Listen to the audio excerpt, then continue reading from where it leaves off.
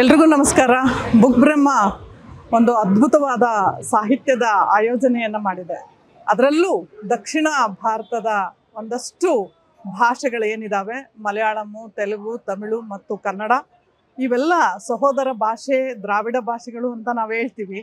ಅವೆಲ್ಲವನ್ನು ಬುಕ್ ಬ್ರಹ್ಮ ಒಂದೆಡೆಗೆ ಸೇರಿಸುವಂಥದ್ದು ಮತ್ತು ಒಂದು ಕಡೆ ಸೇರಿಸುವಂತಹ ಕೆಲಸ ಮಾಡಿ ಆ ಸಾಹಿತ್ಯವನ್ನು ಸ್ವಾದ ಮಾಡಲಿಕ್ಕೆ ಮತ್ತು ಆ ಎಲ್ಲ ಕವಿಗಳನ್ನು ಮತ್ತೊಮ್ಮೆ ನಾವು ನೋಡುವಂತಹ ಒಂದು ಭಾಗ್ಯವನ್ನು ಕರುಣಿಸಿರುವಂಥದ್ದು.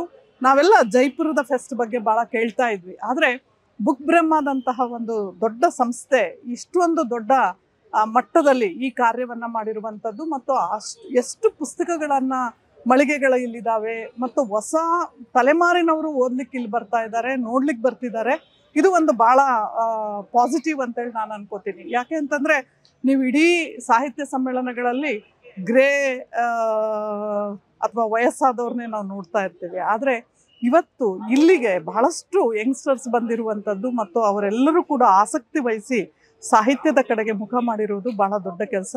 ಇದಕ್ಕಾಗಿ ಬುಕ್ ಬ್ರಹ್ಮದ ಎಲ್ಲ ತಂಡಕ್ಕೂ ಮತ್ತು ಸತೀಶ್ ಚಪ್ಪರಿಕೆ ಇರ್ಬೋದು, ದೇವು ಪತ್ತಾರ್ ಇರ್ಬೋದು, ಇವರೆಲ್ಲರ ಒಟ್ಟು ತಂಡ ಈ ಒಂದು ಕೆಲಸ ಮಾಡಿದೆ. ಆ ತಂಡಕ್ಕೆ ಬಹಳ ಒಳ್ಳೆಯದಾಗಲಿ. ಮುಂದೆ ಕೂಡ ಇದು ಇನ್ನಷ್ಟು ಜನರನ್ನು ತಲುಪಲಿ ಅಂತೇಳಿ ಈ ಮೂಲಕ ನಾನು ಕೇಳ್ಕೊತೇನೆ.